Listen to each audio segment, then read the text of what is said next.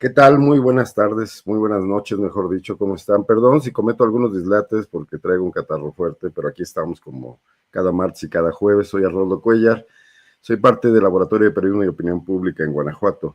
Hoy vamos a hablar de un tema que seguramente a muchos de ustedes ya les ha llamado la atención, que a algunos de ustedes les puede preocupar, espero que a muy pocos los entusiasme, que es el crecimiento de los movimientos llamados de ultraderecha.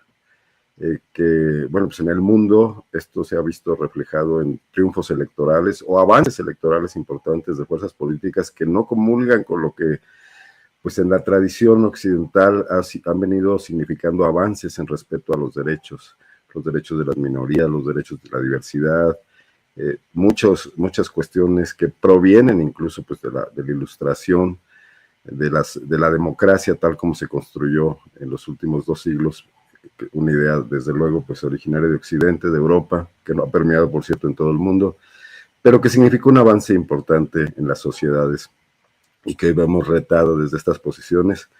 Vamos a platicar de eso, cómo se ve esto en el mundo, cómo se ve esto en México, e incluso aterrizar a los niveles locales. Nuestros invitados ya están listos, en un momento los incorporo, son especialistas, ya les diré sus datos. Pero antes que nada, rápidamente informarles en el panorama guanajuatense que hoy ocurrieron 2 hechos importantes.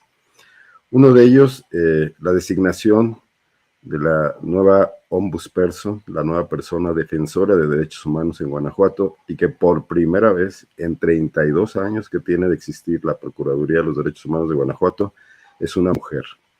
Y veíamos a varios diputados presumiendo esto como un dato histórico, cuando muchos de estos diputados se la han pasado en sucesivas legislaturas en años anteriores, votando no solo por hombres, sino votando por personajes que no tenían el menor perfil para ocupar la Procuraduría de los Derechos Humanos, por perfiles partidistas, como ocurrió en la última ocasión en 2021 con un exdirigente estatal del PAN colocado como ombudsperson.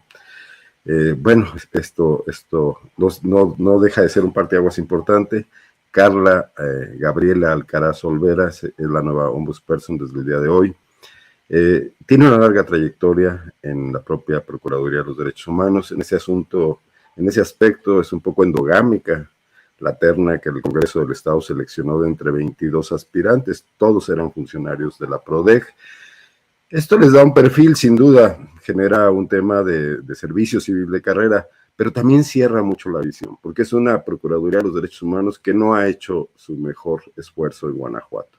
Un estado con la cantidad de violencia que tenemos, de desapariciones, de crímenes no resueltos, el crecimiento exponencial de lo que llamamos genéricamente la pérdida de la paz, que en Guanajuato esto no es un eufemismo, porque era un estado absolutamente tranquilo hace menos de 9 años, y esta Procuraduría de los Derechos Humanos se ha limitado a una responsabilidad muy burocrática. Es de esperarse y siempre hay que tener ese pequeño resquicio de esperanza, que este cambio traiga algún significado positivo. Bueno, pero al mismo tiempo y casi a la misma hora estaba presentando su informe anual el nuevo fiscal de Guanajuato, Gerardo Vázquez Alatriste. Él tomó posesión recientemente, hace 4 semanas, no menos, 3 semanas, y le toca informar del último periodo de su antecesor, el tristemente legendario Carlos Samarripa Aguirre. Fue interesante escuchar a Vázquez Alatriste hacer un elogio de Samarripa, hacerle un agradecimiento, porque dijo que nobleza obliga, cuando además, bueno, pues tiene absolutamente ratificados hasta el momento a todos los funcionarios, que no son pocos, que son 4 fiscalías regionales, 4 fiscalías especializadas, y son los mismos que dejó ahí Carlos Samarripa. Pero también planteó en su discurso que se ha encontrado con una fiscalía rebasada y desorientada. Fueron calificativos que empleó, no profundizó mucho, entiendo, un discurso político, y que va a hacer cambios, eso planteó. Pues estaremos muy atentos a ver qué tipo de cambios se vienen, porque 16 años de un solo fiscal sí es demasiado tiempo, incluso para darle las gracias. Bueno, dicho esto, lo que ocurre en Guanajuato, pues vamos a lo nuestro, ¿no? Están con nosotros el doctor Saúl Sánchez, colaborador del Laboratorio de Periodismo y Opinión Pública. Ustedes lo leen aquí, psicólogo, internacionalista y catedrático en la Universidad de Guanajuato. Buenas noches, Saúl, ¿cómo estás? ¿Qué tal, estimado Arnoldo? Buenas noches. Y además autor de la idea de hacer esta mesa. Y bueno, para mí es un gusto tener aquí a Cinti Ramírez Reyes, muy bien recomendada por Adriana Buentello, entre otras personas, amiga nuestra y compañera en PopLab. Ella es experta en temas de también política internacional, en relaciones internacionales por el Tecnológico de Monterrey, tiene su licenciatura ahí, pero luego una maestría en una institución cuyo nombre no voy a acordar, pero que está en Ginebra, Suiza. Cinti, seguramente tú nos podrás decir mejor, pero muchos otros cursos, estudios y diplomados en muchas instituciones importantes. Bienvenida y muchísimas gracias. Catedrática en Guadalajara, entiendo que en el ITESI. Ajá, en el TEC de Monterrey, así es. En el TEC de Monterrey, perdón, no en el, sí, perdón, muchísimas gracias. Un gusto tenerte por aquí. En una letra. Sí. No, muchísimas gracias por la invitación, un gusto para mí poder estar por aquí. Muchas gracias a Adriana por la recomendación, a ti por la invitación y pues al doctor Saúl por esta idea. Pues empecemos, si gustan. ¿Qué les dice? Usamos una imagen de Elon Musk haciendo el saludo nazi. Creemos que el tema no es solo de gestos, va más allá de eso, pero estos permean mucho en la opinión pública, en las redes sociales, etcétera. Pero ¿de dónde proviene este auge de estos grupos un poco antiderechos, o mucho antiderechos, un poco que rechazan muchos de los avances que considerábamos pues ya inamovibles y consolidados en muchas de nuestras sociedades? Creíamos que había que extenderlos a otros lugares, al Oriente Medio, a África, etcétera, también con una visión que no deja de ser un poco colonialista, pero hoy vemos todo este mundo puesto en crisis. Y ahí me gustaría mucho, Saúl, si me lo permites, que Cinti fuera la primera que nos ayudara a entender esto, ¿no? Adelante. Pues muchas gracias, un saludo a todo el auditorio. Me parece que pudiéramos empezar reflexionando a partir de esta idea del retorno de las ultraderechas. Quizás podríamos matizar eso que escuchamos cada vez de forma más común en los medios, porque desde luego hay una preocupación al respecto. Y en realidad creo que podríamos hablar no simplemente de un retorno, digamos, mecánico de las derechas ultras del el periodo de entreguerras y los años 30, la Segunda Guerra Mundial, etcétera, sino que creo que estamos viendo un proceso de evolución y de adaptación de justamente grupos de derecha radical. Me parece que estamos atendiendo a una suerte de reconfiguración. ¿Y reconfiguración en qué sentido? Para resumirlo lo más que pueda, creo que hay diferencias muy importantes respecto a, por ejemplo, los fascismos clásicos o el nacionalsocialismo y lo que vemos ahora. Hay nuevas estrategias, por ejemplo, a nivel discursivo, que incluso buscan marcar una distancia entre esos fascismos clásicos y las posturas políticas de hoy en día, incluso dependiendo del partido político y el país, desde luego ya podremos hablar con más detalle, pero en el caso, por ejemplo, de Marine Le Pen y el Frente Nacional en Francia, pues hay esta idea de irse distanciando poco a poco de su origen abiertamente fascista y hay todo un proceso de purificación de su imagen para pues tratar de proyectar que en realidad son un partido político que sí puede entrar, por ejemplo, en coaliciones con la derecha conservadora y que no debe ser una derecha que esté apestada por ahí en una esquina. Entonces, por eso vemos una reconfiguración de discursos a nivel, por ejemplo, en lugar de hablar abiertamente de supremacía blanca, esto se traduce en discursos que tienen que ver con xenofobia, por ejemplo. En lugar de hablar de identidad nacional, como se hablaba en aquellos años, vemos, por ejemplo, que hay esta tendencia a hablar de la protección, ¿no?, del Estado, de plantear también de manera similar a lo que se hacía en aquel entonces, esta idea de que la nación está bajo ataque, pero ahora disfrazada de otra manera.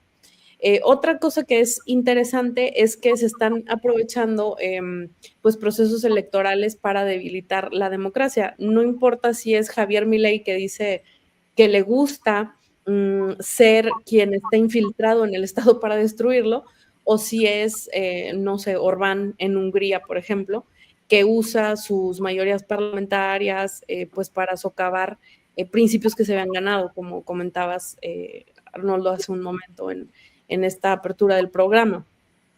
Otra cosa que me parece muy interesante y que no estaba tan presente en esta época clásica es el tema de las alianzas, de cómo han ido formando alianzas estratégicas que incluso son de tipo transnacional y que tienen mucho que ver con, por ejemplo, un empresariado de ultraderecha. Ese fenómeno en particular, los empresarios de ultraderecha, me parece que es un tema muy interesante porque dota de fondos, entre otras cosas, a este tipo de grupos. Y creo que otra cosa que puede estar preocupando a las personas ahora y que nos hace hablar de un retorno, tiene que ver con que parece que ahora permean más fácilmente como en el imaginario de las personas a través de espacios que son digitales, cosa que es pues sin duda muy diferente a lo que ocurría antes, ¿no? Y bueno, me parece que hay ciertas diferencias que son muy interesantes, no son exactamente los mismos los grupos y quieren marcar esas diferencias, incluso se apropian de causas que eran tradicionalmente de izquierda, ¿no? O sea, un cierto pragmatismo, como el que la izquierda también debe aprender, pero me vino a la memoria algo así, un flachazo. Hitler pactando con Stalin, en un asunto táctico también, para, no sé, para moverse en un momento dado frente a sus oponentes ingleses y franceses. Saúl, ¿tú ves paralelismos en esto? ¿Ves que algo se repite, algún patrón? ¿O también estamos frente a una cosa totalmente nueva? Y lo que tú quieras abordar, por supuesto. Sí, yo quiero retomar la parte que mencionó Cinti sobre la evolución y la adaptación.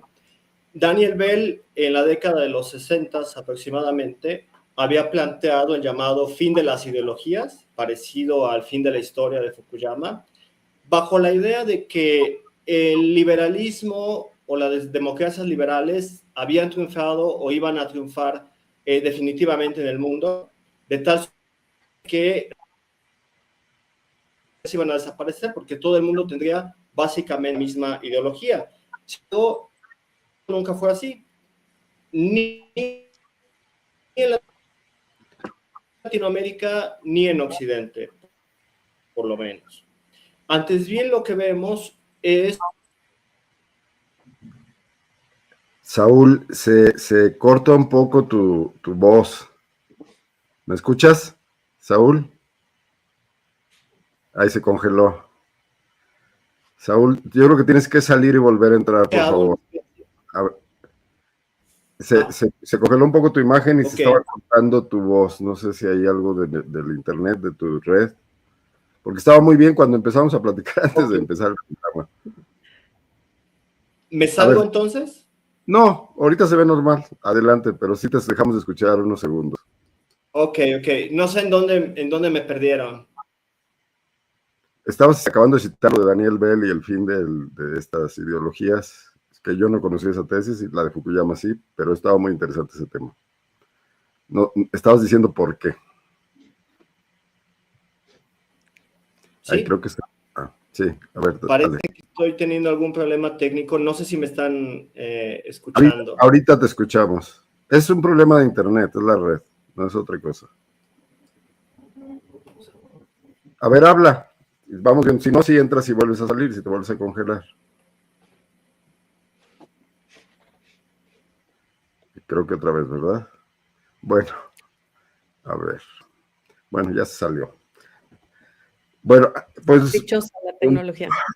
Sí, y me estaba comentando que compró una cámara nueva porque ahorita subió su cámara, pero bueno, esto no tiene palabra.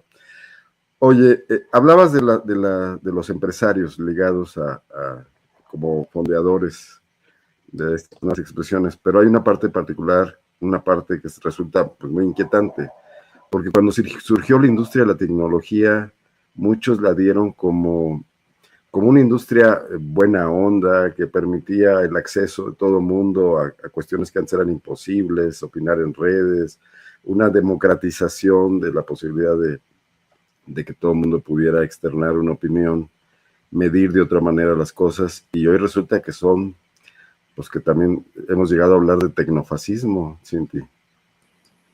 Sí, a mí me parece muy interesante este fenómeno en el que creo que al inicio sí nos engañan con esta idea de esto va a ser muy democrático. Podemos a través de las redes arrobar a alguien y estar directamente en contacto y creo que no nos dimos cuenta a tiempo que en realidad se trata de espacios que son privados, o sea, que son de propiedad privada y que además de ser nuevos y que les faltaba regulación, en realidad se convierten en grandes monopolios privados pues, de moderación a modo, ¿no? A gusto de los contenidos.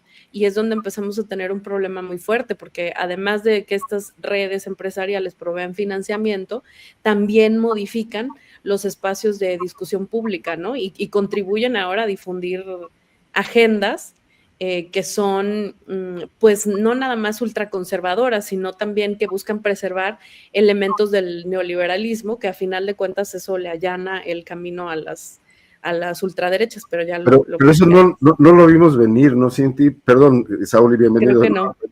El tema de que no era igual Facebook que la empresa petrolera más rancia que propició golpes de Estado, o la empresa bananera, la Fruit Company, ¿no? Que eran otra cosa. Resulta que son peores, ¿no? Sí, no les vimos cara de neocolonialismo empresarial.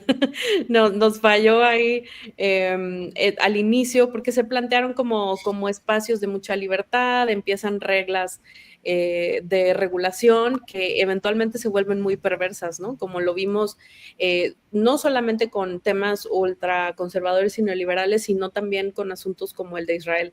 Este asunto de cómo la moderación se ha usado para eliminar ciertos contenidos, dar preponderancia a otros y dar, por lo tanto, la sensación de que la opinión pública se mueve hacia un lugar o el otro y a partir de ahí tener efectos en el mundo tangible, ¿no?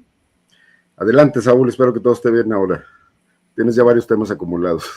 Sí, eso espero. Bueno, brevemente les comentaba que Daniel Bell había pronosticado el fin de las ideologías y yo les comentaba, no sé si me habían escuchado esa parte, que contrario a esa tesis, pues las ideologías nunca se acaban, o sea, se fragmentan, se fusionan, se combinan, evolucionan, pero nunca terminan.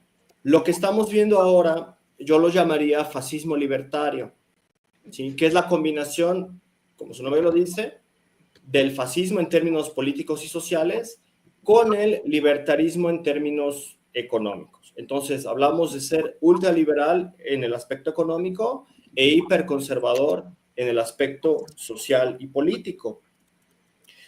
¿Qué sucede? Que el neoliberalismo en realidad ha estado siendo fagocitado por el fascismo desde hace ya muchos años. El fascismo jamás estuvo incómodo con la economía de mercado. Y al liberalismo económico no le importa un comino el orden social siempre y cuando sea funcional al mercado. Por lo tanto, esa mezcla que podría parecer contradictoria, de hecho es perfectamente posible y hace mucho sentido. Fascismo y libertarismo. Y si nos ponemos a pensar en el conjunto de actores de extrema derecha, gobiernos de extrema derecha, que hay ahora mismo en Norteamérica, Latinoamérica y Europa, vemos que tienen estos dos componentes, con algunos matices, quizá algunas contradicciones, como en el caso de Donald Trump, que tiene un gobierno neoproteccionista en el aspecto de los aranceles, pero es libertario en cuanto a reducir el Estado al mínimo, reducir la burocracia al mínimo, eliminación de programas sociales, eliminación de ciertas instituciones, reducción del presupuesto, etcétera, etcétera. Entonces, creo que esa es la ideología que está empezando a configurarse hoy en día y que representa a la extrema derecha. Gracias, Saúl. Bueno, yo tengo una inquietud personal. Acabo de ver la carta que publicó Jeff Bezos como dueño del Washington Post y anunciando que corría su responsable de las páginas editoriales, porque iba a haber dos principios bajo los cuales se iba a guiar esa página editorial, que era uno de ellos la defensa de la libertad y el otro no recuerdo cuál era el otro, las libertades y no sé si la defensa de Estados Unidos o de la libre empresa. Libertades individuales y libertad de mercado. Exactamente, correcto, las dos eran libertades. Entonces los bastiones de esa ilustración, los medios de comunicación, el medio que derribó a Richard Nixon por un abuso de poder, pues convirtiéndose en esto, me parece muy simbólico, ¿qué tantas resistencias o anticuerpos hay? Y me viene a la memoria la Alemania prenazi, donde, bueno, fuera de la crisis económica era una sociedad culta, una sociedad que había integrado muy bien a sus minorías, universitaria, donde la ciencia avanzaba, la filosofía, la música, etcétera, y de todas maneras ocurrió este giro, ¿no? Y no solo en la cúpula gubernamental, sino también entre los ciudadanos, ¿no? Unos por miedo y otros por convicción. Entonces, Cinti, ¿qué piensas de esto? Me parece que es una pregunta muy interesante. Si pensamos hace unos 15 años, este debate que estamos teniendo ahora, esta puesta de ideas aquí en común, no parecía tan relevante hace unos 15 años, pero se empezaba a hablar de desdemocratización o de regresión democrática, ¿no? Y esta idea de que estábamos moviéndonos hacia, pues, democracias que dejaban de ser democracias liberales y que se iban a, pues, algo más híbrido, como con características más autoritarias.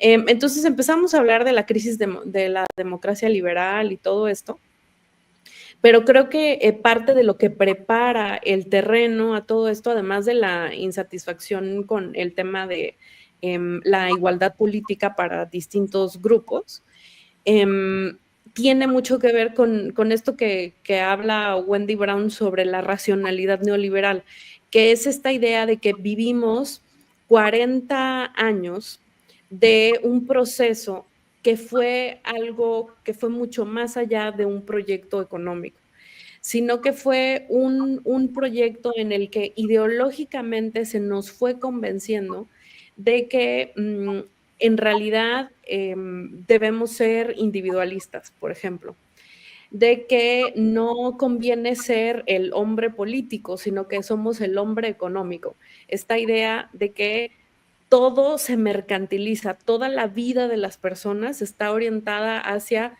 incluso mejorar nuestras capacidades para que nos compre el mercado. Todo esto se fue convirtiendo en lo que ella pues determina como la racionalidad neoliberal, es decir, esta manera de pensar que nos despolitiza, que nos individualiza, que hace ver al Estado como un obstáculo, por ejemplo, que habla de que el único estado deseable es como este estado, digamos, gerencial, y que en realidad nuestros problemas son técnicos y no son políticos, que basta con tener una gestión eficiente del Estado y para eso se necesita un Estado pequeño. Y entonces todo esto se logra a partir de este proceso de despolitización y de achicamiento del Estado, que sabemos muy bien en México cómo funcionó eso y las consecuencias que tuvo. El problema es que todas esas consecuencias económicas, por ejemplo, que tiene para las personas este proceso de neoliberalismo, pues generan un malestar económico que se une a esa como distanciamiento de la política, a esa desafección política, digamos. Y entonces cuando se juntan estos dos elementos, en realidad lo que ocurrió, que es diferente a aquel momento de la historia, es que el marco de referencia de muchísimas personas en muchos países se volvió esto, pensar en el individualismo, la competencia, el Estado como indeseable, etcétera. Y todo eso le allana el camino a las derechas radicales o extremas, dependiendo el caso. Entonces, me parece que por eso se ha ido generando cada vez más preocupación. Si bien hace 15 años, pues se hablaba más bien de regresión democrática y algunas cuestiones como que no se respetaba la división de poderes en algunos países y todo esto, parece que nos estamos moviendo rápidamente y parece que hay un terreno muy fértil para estos grupos que son populistas, radicales, en pocos casos de extrema derecha. pero que sí son muy de los populismos radicales de derecha. Y en realidad eso a lo que nos lleva es a este individuo que no identifica las causas del sistema que le tienen así. Y entonces es un individuo con mucho malestar a quien es relativamente fácil movilizar políticamente a partir de un discurso, digamos, simplista de, pues, inventarle un enemigo, ¿no? Ya sean los migrantes, sea en el caso de Europa todo este proceso de islamofobia, sean las mujeres, los grupos LGBT, la ONU y otros organismos internacionales, etcétera. Entonces, a mí me parece que este es un proceso que es muy interesante porque tiene eso como característica distinta. Ocurre después de más o menos 30, 40 años, dependiendo del país, de políticas de este tipo, que sí quedaron insertas en la mente de las personas, como diciendo, es que eso es lo deseable, ¿no? O sea, ahí va incluido el discurso de la meritocracia, del emprendurismo y muchas cosas que parecen, pues, sentido común. Ya hablaremos de México, pero la fortuna es que en México parece que eso no se terminó de instalar por completo y por eso, entre otras cosas, el proceso de la 4T. ¿Quieres pasar ya a México, Saúl, o tienes algo que agregar todavía sobre el panorama internacional? Podemos agregar muchas cosas. Por ejemplo, retomando el tema de la libertad, que es con el que empezaste, hablando de Jeff Bezos y la nueva línea editorial para la sección de opinión en el Washington Post. Sí. Es importante como algo simbólico, ¿no? Digo, el Wall Street Journal ha sido así hace años, pero estaba bien, había un equilibrio y todo, pero como algo simbólico, me parecía, pero adelante. Es sintomático, porque la extrema derecha se ha apropiado del valor de la libertad, ¿sí? O sea, la derecha en general, pero sobre todo la extrema derecha, se apropia del valor de la libertad y lo instrumentaliza y lo explota para encubrir su verdadera agenda. Cuando la extrema derecha habla de libertad, es la libertad de que los empresarios no paguen impuestos o paguen impuestos lo más bajos posibles. La libertad de que sus empresas estén desreguladas. La libertad de expresar discursos de odio, ¿sí? Y a eso lo encubren bajo la libertad de expresión. De allí el cambio, por ejemplo, que ha tenido Facebook, del discurso que dio J.D. Vance a propósito de que la izquierda en Europa era totalitaria porque estaba prohibido decir ciertas cosas en contra, digamos, fue muy vago, pero en contra de la comunidad LGBT, etcétera, ¿no? Entonces, es la libertad para insultar, para expresar discursos de odio, pero nunca se oponen a la esclavitud. Si ustedes observan, la extrema derecha cuando habla de libertad jamás critica la esclavitud, ni la esclavitud tradicional, ni la esclavitud moderna, que son básicamente las formas de explotación contemporánea. Entonces, es una forma tramposa de manipular ciertos valores o, como se decía aquí, de cooptar ideas, estrategias y valores de la izquierda, como lo plantea Agustín Laje en su libro La batalla cultural, por ejemplo. También quisiera agregar la importancia que tiene el llamado movimiento woke, que se originó en Estados Unidos, para explicar el surgimiento de la extrema derecha como un movimiento reaccionario. Grosso modo, ¿qué es lo que sucedió?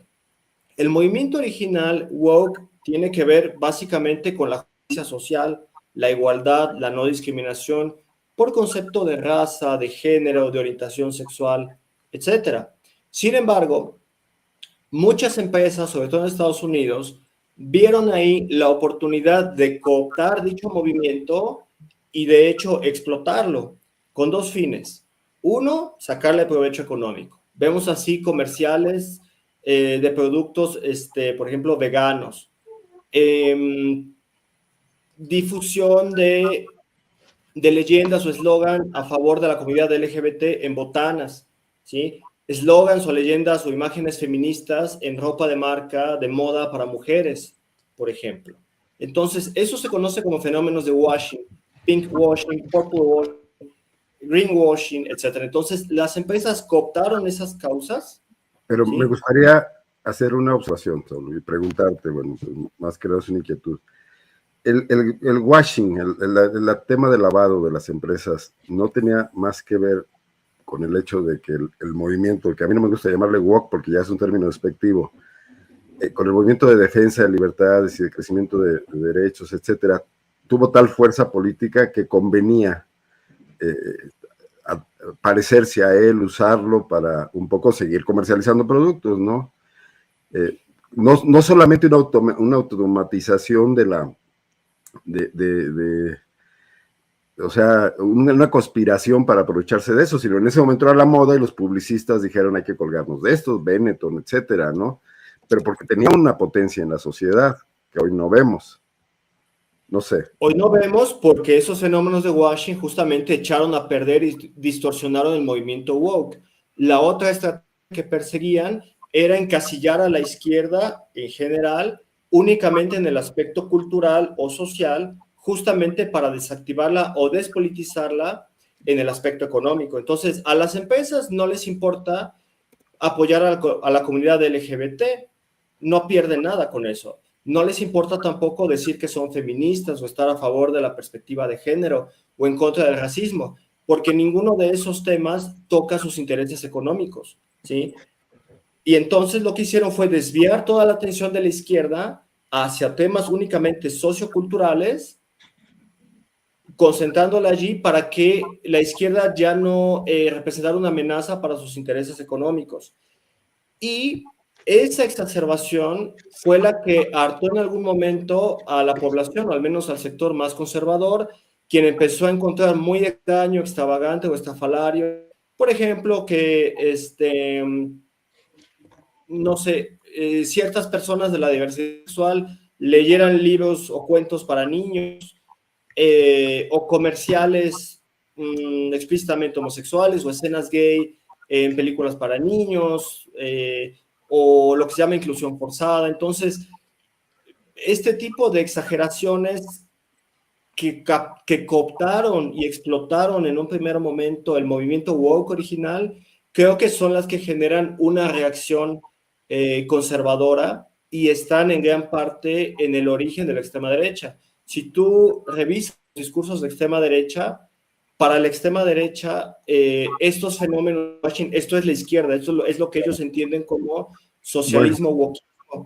Y en esta búsqueda que mencionabas, Cinti, de lectores, parece ser que sí está funcionando el tema, por ejemplo, del antifeminismo de los jóvenes desempleados en Europa, en España, en Italia, etcétera, porque se sienten desplazados por los temas de igualdad, ¿no? Pero bueno, también me gustaría que entráramos al tema en México, desde luego puedes tú abundar algo, porque, y la provocación es la siguiente. Mira, en Guanajuato hace 10 años decíamos, aquí no nos va a pasar, lo que en Sinaloa, lo que en Michoacán, lo que en Jalisco, pues somos aquí muy tranquilos, etcétera, y de buenas a primeras el Estado se hundió en la violencia. Hoy en México decimos, aquí no somos así, aquí la derecha no tiene cabida, nunca ha prosperado un movimiento, el sinarquismo no creció mucho, el Yunque fue marginal, etcétera, el PAN es un partido, pues de alguna manera, dentro del esquema de civilidad, etcétera. Pero ¿ves el riesgo de que aquí pudieran crecer expresiones de este tipo? Si puedo hacer un apunte antes de entrar a lo de México sobre lo que decía Saúl. Sí, por favor. Es bien interesante porque aplica al caso de México. Todo este asunto de este digamos, neoliberal que surge en el contexto de la Guerra Fría y sobre todo después de la caída de la URSS. Este progresismo neoliberal, o sea, como esta izquierda neoliberal que surge después de este proceso de los 90s para acá, en realidad fue, como estaba apuntando Saúl, una izquierda que fue muy cómoda para el sistema económico, porque fue una izquierda que abandonó digamos, la visión de la lucha de clases, o al menos la idea de una crítica de estructura al sistema económico, y que en lugar de eso se movió hacia centrarse en causas identitarias, como ya mencionaban, ¿no? Desde cuestiones de diversidad, el propio feminismo liberal, por ejemplo, etcétera. Y entonces eso fue haciendo que ese progresismo o esa izquierda de ese momento en realidad fuera absorbida por el modelo neoliberal, Y por eso terminamos también con estas causas de política y de la identidad como cooptadas incluso en la mercadotecnia, ¿no? Como bien apuntaba Saúl, o estos temas a los que se refieren, por ejemplo, a veces como el feminismo corporativo. A mí me parece que hay visiones muy interesantes en otros lados del planeta. Por ejemplo, en India está la escritora intelectual Arundhati Roy, y ella plantea mucho y tiene una crítica muy interesante hacia estos movimientos de política de la identidad que terminaron como comprando esta idea de que estaba bien fragmentarse, ¿no? En diferentes causas y que además no logramos articular entre sí. Y entonces eso le significó un triunfo al sistema, porque le implicaba al sistema pequeñas adaptaciones que no le iban a modificar su naturaleza. O sea, mientras la discusión fuera solamente encaminada a, pues no sé, por ejemplo, tener más mujeres en posiciones de liderazgo en una empresa, pues eso sigue dejando ciertas estructuras sin tocar, ¿no? Y entonces en ese momento pues fueron muy, muy cómodas. Ahora bien, sobre lo que apuntaban hace un ratito que mencionaba Saúl y también tú, Arnoldo, sobre el tema del antifeminismo, etcétera, yo sí quisiera apuntar que me parece que esas ideas del antifeminismo, por ejemplo, o ahora de ir en contra de lo woke en Estados Unidos, etcétera, son el caballo de Troya. Y en realidad lo que está detrás, o sea, esa es la forma de entrada. Por ejemplo, el tema trans, los temas de las mujeres, los de la comunidad LGBT en general, etcétera, son una forma de escandalizar fácilmente, aludiendo a bases ultraconservadoras, pero que en realidad llevan ocultas atrás una agenda mucho más amplia de ataque a derechos muy fuertes. Me parece que hay una diferencia fundamental entre la manera de ver el mundo todavía entre las derechas y las izquierdas, aunque digan por ahí que no, que hay quienes piensan que esa dicotomía ya no es vigente. Y creo que cruza justamente por el tema de la libertad y la igualdad. El tema de la libertad, y para atender al discurso libertario, como decían hace rato, la pregunta clave es siempre preguntar libertad de qué y para quién. Si nosotros vemos el discurso de Milei hablando de viva la libertad, carajo, pues parece que está en términos económicos, pero se deja así poco claro a propósito. Si se fijan, las izquierdas han preferido hablar de temas de igualdad porque eso implica una crítica a la estructura. Y entonces aquí me parece muy interesante que además la libertad se habla justamente como lo dice el tema de Besos y el memorándum que manda. La libertad es vista como un hecho individual.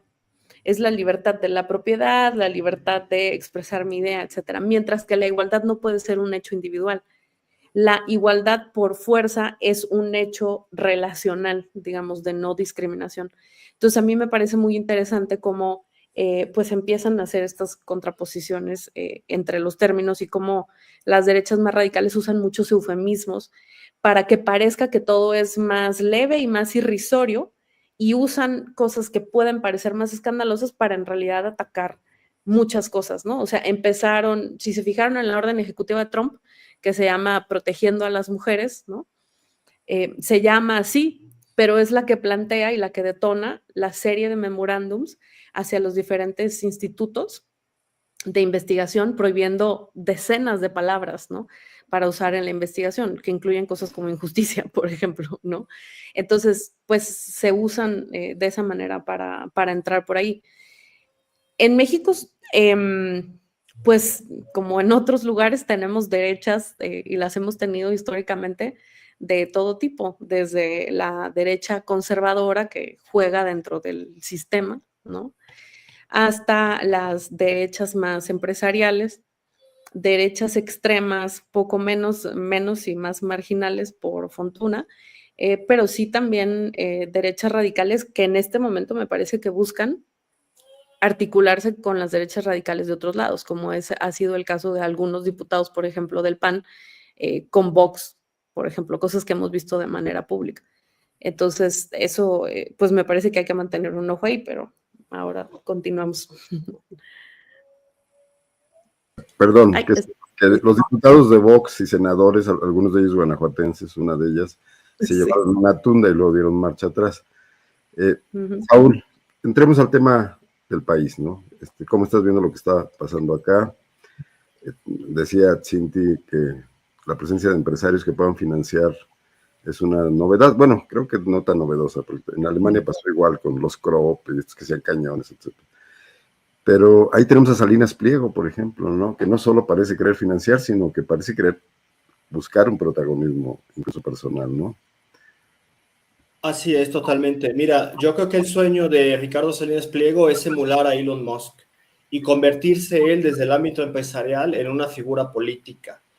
En México tenemos un ecosistema de extrema derecha conformado por medios de comunicación, por ejemplo, Atypical TV, entre otros, actores económicos como justamente Ricardo Salinas Pliego y actores políticos como Eduardo Verástegui y su partido, bueno, protopartido Movimiento Viva México, México Republicano también, que es importante que hablemos de estos partidos políticos de extrema derecha que están intentando conformarse, bueno, organizaciones políticas que están intentando conformarse como partidos políticos, y también FRENA, que es una organización política, básicamente es una persona, Gilberto Lozano, pero que sigue activo también y que hace poco se pronunció a favor, por ejemplo, de la independencia de Nuevo León, ¿no?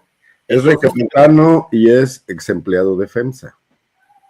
sí, sí, entonces tenemos un ecosistema, una red de diferentes actores políticos, económicos y sociales de extrema derecha vinculados a otra red internacional vía, por ejemplo, ciertas organizaciones como la CIPAC, la Conferencia de Acción Política Conservadora, cuya sede está en Estados Unidos, Atlas Network, que es una organización muy importante también, que es un think tank.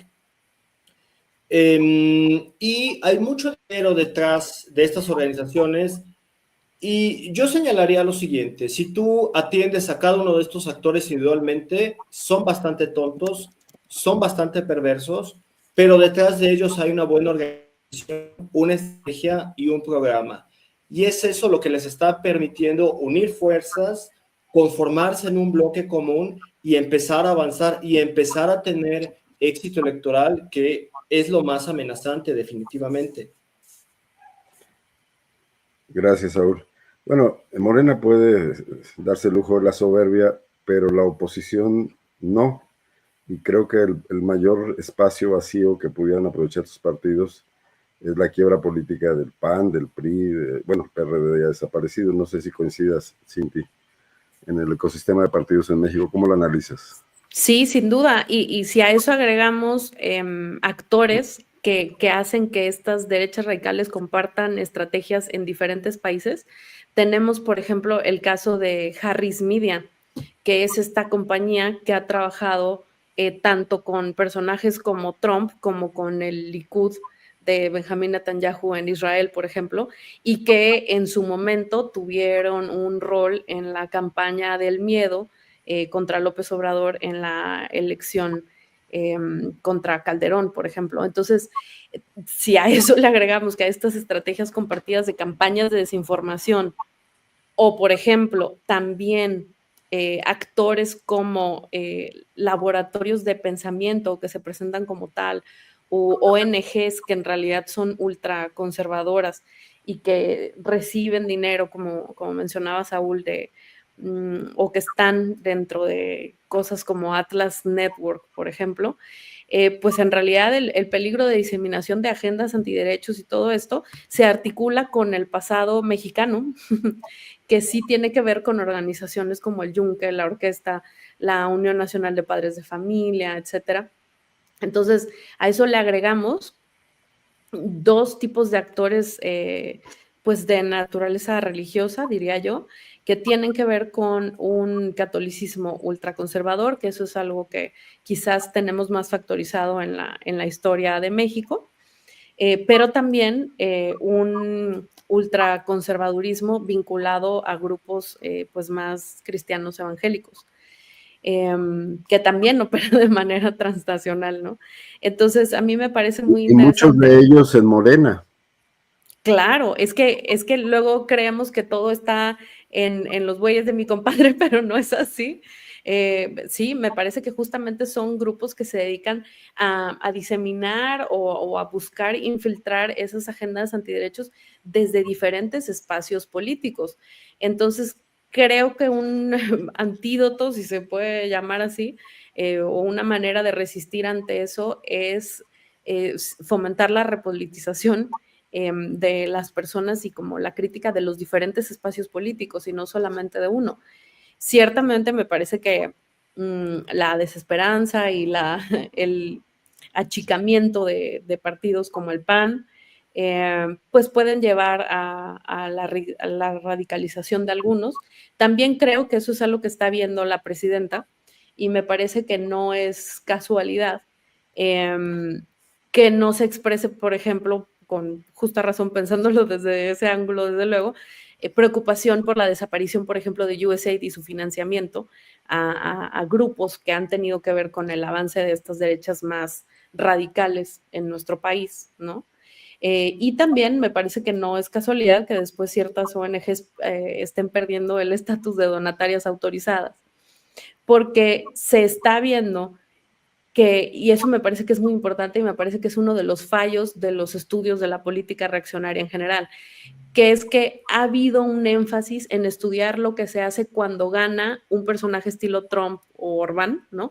Cuando llega al Ejecutivo y gana elecciones y entonces empieza a desmantelar derechos, instituciones, etcétera, pero de repente se presta poca atención al rol de otros actores sociales que trabajan todos los días por avanzar este tipo de agendas.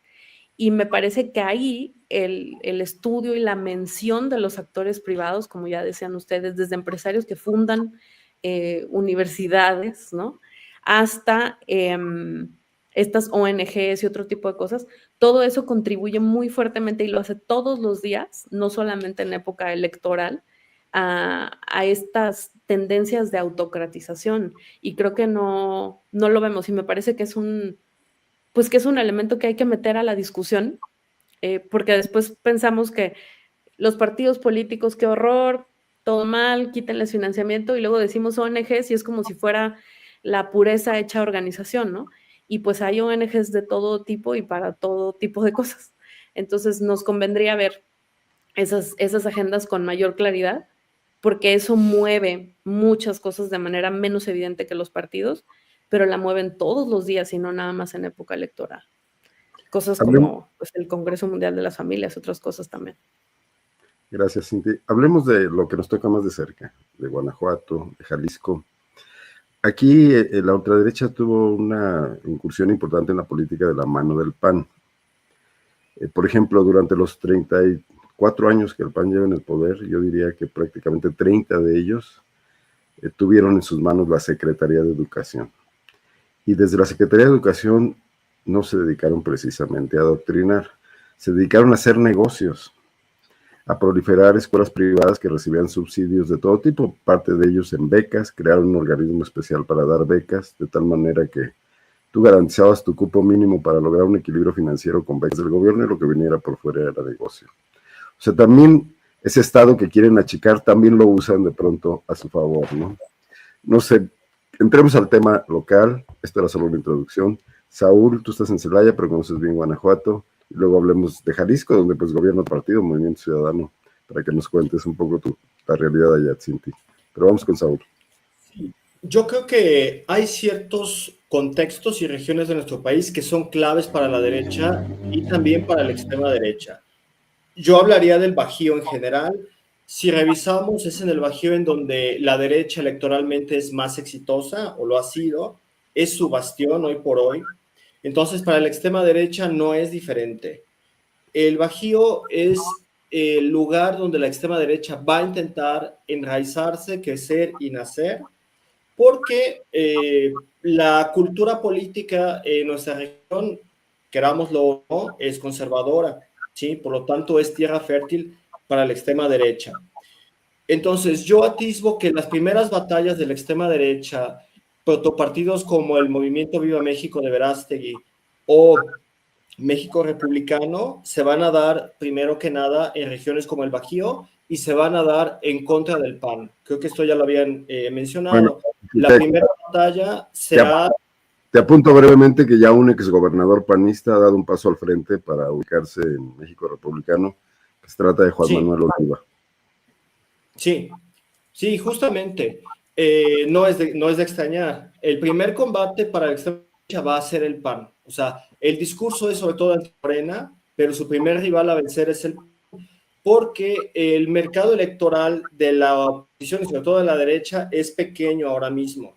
No alcanza para dos partidos de derecha, ¿sí? Entonces, primero tienen que vencer al PAN o al menos reducirlo o debilitarlo para que haya un mercado electoral suficiente para que la extrema derecha pueda florecer. Y también, en segundo lugar, va a dependería del fracaso de la Cuarta Transformación o del declive de Morena como partido político. La extrema derecha va a estar a la saga de equivocaciones o fracasos del gobierno para tratar de capitalizarlos y explotarlos para su beneficio. Y entonces depende en primer lugar de que Morena no sea exitoso como partido y como gobierno, pero sobre todo de que el PAN entre en declive, que es algo que ya estamos viendo. Ahorita está estancado, creo que está en un declive progresivo y lento, pero si ese declive se acelera, ahí es donde la extrema derecha puede aprovechar para captar a ese electorado. Y sobre todo también hay un electorado huérfano, que se quedó huérfano con la candidatura de Xochitl Gálvez, que es el electorado que es fundamentalista religioso e hiperconservador en cuestiones sociales y culturales, que es lo que sobre todo Eduardo Verástegui está tratando de explotar o está tratando de politizar, y que hasta el momento posiblemente ese electorado estaba latente, dormido, porque no se sentía representado por ningún partido ya, ni por ningún candidato. Muchas gracias. Bueno, y qué bueno que ya se resolvió tu problema de comunicación, porque ya todo fluye muy bien. Cinti, platícanos de la realidad que se vive allá en donde tú estás, en Guadalajara, en Jalisco en general, que somos vecinos, pero luego ignoramos completamente lo que pasa cerca, ¿no? Sí, pero fíjate que luego compartimos muchas características, ¿no? Desde luego, o sea, una historia de ultracatolicismo muy, muy notable en el área de Jalisco, además de lo que ustedes ya estaban hablando allá en Guanajuato. Pues recordemos que en realidad las derechas ultras en Jalisco pues tienen un arraigo histórico fuerte, desde la Guerra Cristera, desde luego, hasta, si lo pensamos, los años 50, 60, la formación del Frente Universitario Anticomunista, liderado al inicio por una universidad acá en México. Puedo decirles, por ejemplo, que en este proceso electoral anterior, el discurso del anticomunismo pues no ha muerto en Jalisco, ¿no? Y en voz de personajes como el ex cardenal Juan Sandoval Íñiguez, que incluso fue señalado por el INE de intromisión en las elecciones, llamó incluso a una cadena de oración y rosario que tuvo a varios pueblos de Jalisco como su sede, y estuvieron por ahí en este proceso de rezo, pero con un discurso que todavía es de anticomunismo, ¿no? Entonces, que nos recuerda mucho los procesos que sucedieron acá en la Guerra Fría, por ejemplo. Desde luego, la actividad del yunque acá, pues hemos tenido gobernadores, ¿no? De extracto yunquista, por ejemplo, también, desde luego, vinculados con el PAN acá en el estado. Y lo que tenemos es una capa empresarial, pues, que tiende a ser conservadora, desde luego. Depende un poco de los personajes si son ultraconservadores o no. A nivel de nuestros últimos gobiernos, si pensamos, por ejemplo, en el gobernador saliente, Enrique Alfaro Ramírez, caminó una línea muy delgada entre los distintos movimientos, por ejemplo, de las mujeres de la comunidad LGBT y grupos ultracatólicos en el estado. Y lo hizo así como de una manera casi de malabar.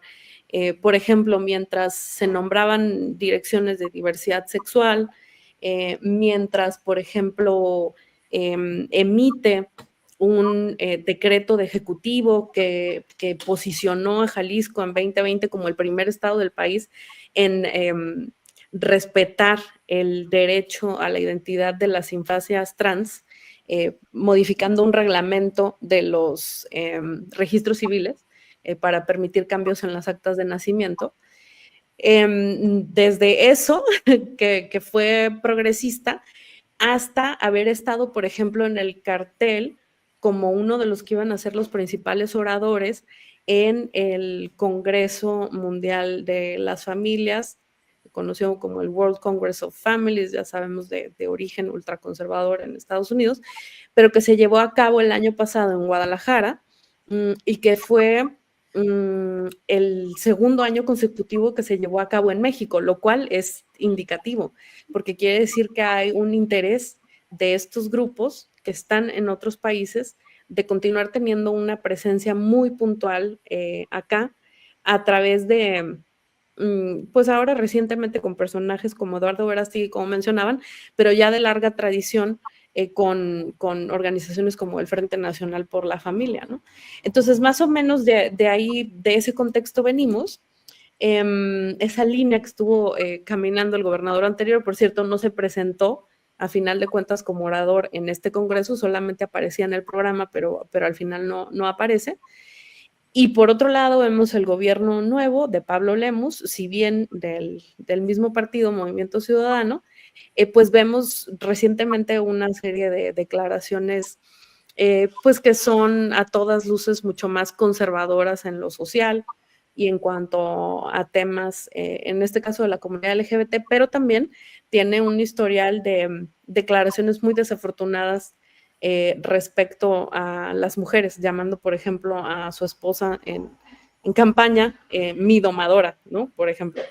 Entonces, esto me parece relevante porque contribuye a la normalización de, pues de estos discursos y a esta normalización de este malestar social de los grupos que están siendo desplazados por los avances en cuestiones de derechos, ¿no? O sea, como esta nostalgia que mencionabas tú, Arnoldo, al principio de estos jóvenes que luego empiezan a votar por la derecha radical, que bueno, vimos en Alemania, por fortuna, que hubo ahí una división entre izquierda y derecha. Pero bueno, eso es más o menos el contexto, pero sí hay una larga tradición en Jalisco y sin embargo, convive con eso, pues un área metropolitana que es muy progresista y en la que se han ganado desde hace 40 años muchísimo terreno en lo cultural y un proceso de respeto muy interesante que no existía, por ejemplo, respecto a las poblaciones homosexuales. El Gay Parade de Guadalajara es una cuestión enorme y bueno, en general los movimientos de movilización en contraposición a ese conservadurismo también han sido muy fuertes, que creo que eso es algo que hay que destacar, ¿no? Sí. O sea, las derechas no van solas. Si los anticuerpos estos de los que hablaba hace rato. Así es, tenemos anticuerpos. Oigan, ya estamos sobre la hora, pero me gustaría cerrar preguntándoles cómo ven la elección del 2027. Puede ser un parteaguas interesante para ver esta evolución. Puede haber una injerencia que hasta ahora no habíamos visto tan descarada, por ejemplo, del gobierno de Trump, en el sentido de, pues, de traer a raya al gobierno morenista como el perico a toallazos, que pudiera ser aprovechado por una oposición más fresca y más nueva que las que tenemos ahora. Se convierte en una aduana en 2027 para ver, digo, suelen ser las elecciones en general, pues marcar tendencias. Entiendo que habrá que ver si los partidos consiguen su registro, los que llama Saúl protopartidos, pero ¿cómo ven la perspectiva? Que se va a ir el tiempo corriendo para esto. Saúl, si gustas, y cerramos con Cinti, por favor. Sí, bueno, definitivamente va a jugar un papel importante el trumpismo en la política mexicana y porque hay una relación directa, es decir, Eduardo Verástegui es trumpista, México republicano es abiertamente republicano, es abiertamente trumpista, es una franquicia básicamente. Entonces, sí o sí va a jugar un papel el trumpismo, ¿no? Directamente y también a través, como tú lo dices, pues de las relaciones internacionales que tenga con México. En la medida en que Donald Trump lastime o afecte al país, pero que la gente considere que es culpa de la presidenta, pues eso es algo que puede echar la derecha y la extrema derecha. Sin embargo, puede ser contraproducente porque también se está generando mucha cohesión en torno a la presidenta, justamente porque se le ve como aquella que está defendiendo al país frente a la amenaza extranjera. Incluso personas que no necesariamente simpatizan con la Cuarta Transformación están apoyando a Claudia Sheinbaum porque están viendo una postura asertiva de defensa de la soberanía. Yo quisiera terminar con una idea sobre lo importante que es concientizar a la población y sobre todo a la juventud a nivel nacional y particularmente en el Bajío sobre la extrema derecha, explicar qué es, en qué consiste, cuáles son las falacias que utiliza, las tácticas de manipulación. ¿Lo haces ya en tu cátedra o no? Depende del tema, digamos, tampoco puedo insertar un tema que no tenga nada que ver con lo que estamos discutiendo. Lo que te quería preguntar, sí. Lo que te quería preguntar un poco es la reacción, cómo reaccionan los jóvenes hasta esto. Si lo digo, si es en la cátedra o lo que sea, ¿no? ¿Qué ves? Bueno, mira, ahora sí que pues depende mucho la materia, como te digo, no es que me la pase yo presionando sobre temas que no tengan que ver con la materia, ¿no? A veces planteo ideas, planteo preguntas, los escucho. Mi experiencia con estudiantes en Guanajuato en general es que hay mucha despolitización, en general no hay mucho interés por la política, no hay mucho conocimiento salvo en algunos casos. Incluso en disciplinas de ciencias sociales, sí veo poca cultura política. Entonces, creo que es importante trabajar en esto. Yo tuve aquí los chavos la videocolumna pasada, no sé si los viste, muy prendidos, man, muy claros en sus ideas con respecto pues, a sus problemáticas como estudiantes. Pero bueno, creo que no serán todavía la mayoría, ¿no? Sí, bueno, pero habría que ver también, probablemente los estudiantes que tuviste justamente son los estudiantes más politizados, ¿no? Precisamente por eso estaban. Yo quería terminar simplemente con la idea de que, habiendo dicho lo que mencioné, a la extrema derecha hay que abortarla, es decir, hay que atacarla desde su periodo de gestación. No podemos esperar a que nazca, no podemos esperar a que Eduardo Verástegui consolide su partido político, no podemos esperar a que México Republicano se convierta en una opción electoral por la cual la gente puede votar, no podemos esperar a tener a un Javier Milei como presidente para reaccionar y empezar a combatir a la extrema derecha. Es muy importante desde ya hacer ataques preventivos multidireccionales desde diferentes aristas, ¿sí? Me gustaría usar aquí el término ajedrecístico de tomar la iniciativa, ¿sí? En el ajedrez la iniciativa es cuando un jugador hace movimientos ofensivos que constantemente amenazan al adversario y lo obligan a replegarse de tal suerte que no puede desarrollar su estrategia porque siempre tiene que estar a la defensiva. Pienso que eso es definitivamente lo que tenemos que hacer desde ya contra la extrema derecha a nivel internacional y a nivel nacional. Bueno, sería una larga polémica hablar sobre eso, porque creo que la esencia de las democracias es precisamente permitir toda clase de expresiones, incluso aquellas que buscan destruirla, pero no hablemos ya más de eso, pero Cinti, me gustaría escucharte. Yo creo que siguiendo con la idea de los anticuerpos y los antídotos, creo que el mejor anticuerpo que tenemos en México o el antídoto no se da necesariamente en el plano de lo electoral. Y creo que tiene que ver justamente con atender el malestar sobre pues el declive tan fuerte del poder adquisitivo, el salario, etcétera, de tantos años de políticas que congelaron el salario, deprimieron desde la economía hasta los derechos laborales, etcétera. Entonces creo que lo que hemos visto en el primer gobierno y este segundo, la 4T, creo que esto dependerá de que se sigan dando resultados concretos que las personas consideren como, que las hagan considerar que la democracia es algo que vale la pena sostener. Para sostener una democracia, cualquiera que sea, no necesitamos solamente partidos políticos, necesitamos deseo democrático entre la población. Y ese deseo democrático cruza porque la democracia dé resultados y que no sea solamente pues una idea de igualdad ante la ley, etcétera, pero que en los hechos las personas vivan procesos continuos de humillación, desdén, violencias, etcétera. Entonces creo que ese es el mejor antídoto y me parece que ese es creo que es algo que la presidenta entiende bien, es algo que entendió muy bien López Obrador, que tiene una lectura muy, muy clara sobre esto, y creo que la presidenta lo entiende muy bien. Entonces creo que esos son los mejores antídotos para estas expresiones que están ahí en el sistema y que no siempre es posible combatir quizás desde el inicio, pero que incluso a veces nos sorprenden cooptando estructuras ya muy establecidas, que fue lo que pasó con Trump. Que se hace del Partido Republicano y entonces ni siquiera tuvo que esperar a surgir, ¿no? Entonces creo que tenemos que, parte de estas estrategias como multifactoriales de las que hablaba Saúl, también cruzan, a mí me parece de manera primordial, porque las democracias tienen que arrojar resultados concretos en cuanto a bienestar tangible de todos los días. Y esa es una responsabilidad del gobierno y no está mal estárselo recordando cada rato. Oiga, pues les quiero agradecer muchísimo esta ilustrativa charla.